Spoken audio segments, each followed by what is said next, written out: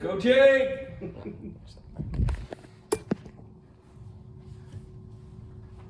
Ever since I was little, I've gotten a lot of enjoyment and interest in plants and botany. I spent an intense 2 years taking care of a large vegetable garden. But in recent years, as I've gotten busier, I've enjoyed taking care of a small collection of houseplants. Houseplants can be very relaxing to take care of and beneficial to the people who live around them.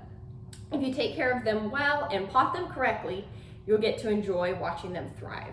In the next few minutes, I will discuss the benefits of keeping houseplants and how to correctly pot a houseplant.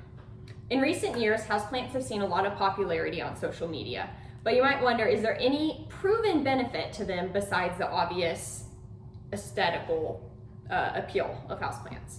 The answer is yes. In the last few decades, a number of scientific studies have proven the benefits of keeping houseplants.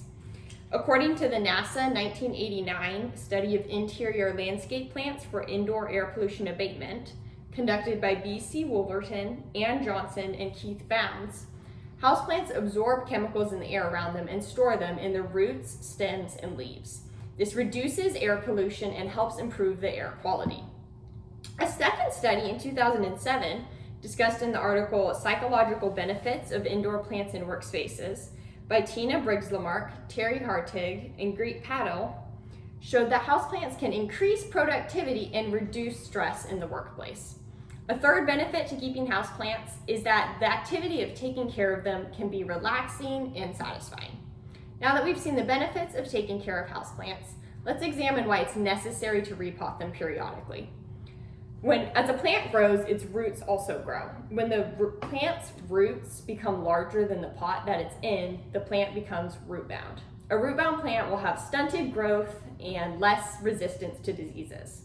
You can tell that your plant is root-bound when the roots come out of the drainage holes in the bottom, or you can see them circling around the bottom. A root-bound plant needs to be repotted. Once you know your plant needs to be repotted, you need to pick out a new pot.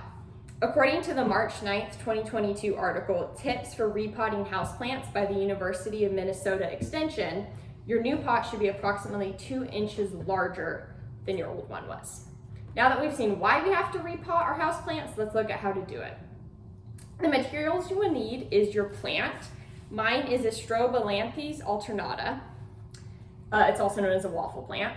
You'll need your new pot, a square of fabric to cover your drainage hole, water, potting soil, and a shovel. The first step in potting your houseplant is to place your square of fabric to cover your drainage hole in your new pot.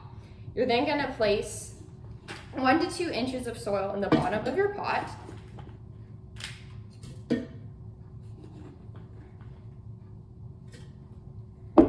Next, you're going to remove your houseplant from its container. If it's a plastic one like this, all you have to do is gently massage it and it'll slip right out.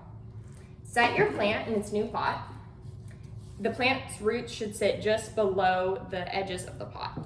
Next, you're going to fill in the edges of the pot with soil and make sure to keep the plant upright and centered.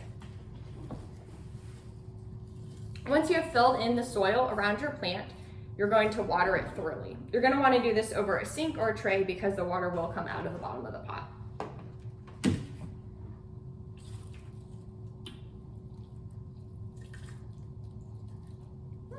And that's the last step in potting a houseplant in a new pot.